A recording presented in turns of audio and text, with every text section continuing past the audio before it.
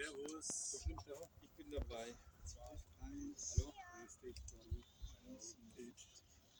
Hi. Schläfst schon wieder?